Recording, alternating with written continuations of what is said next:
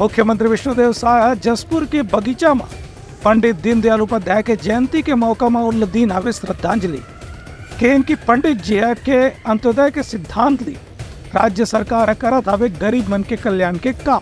मुख्यमंत्री विष्णुदेव साय आज जशपुर जिला में मुख्यमंत्री कैंप कार्यालय बगिया में एकात्म मानववाद के प्रवर्तक पंडित दीनदयाल उपाध्याय के 25 सितंबर के मनाए जाने वाला जयंती के मौका में पूर्ण श्रद्धा सुमन अर्पित करें।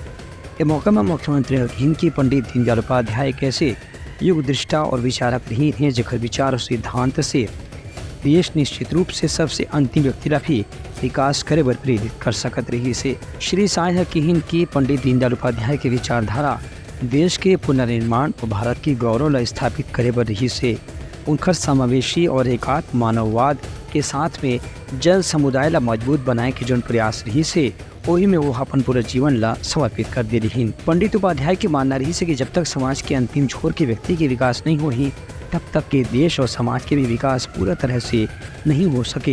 यही ला एकात्म मानववाद के नाम दे रही से और अंत्योदय के भी नाम दे रही से। मुख्यमंत्री कहीं की भारतीय समाज में गरीब और वंचित मन के उत्थान पर पंडित दीनदयाल उपाध्याय के सिद्धांत हमेशा याद करे जाही।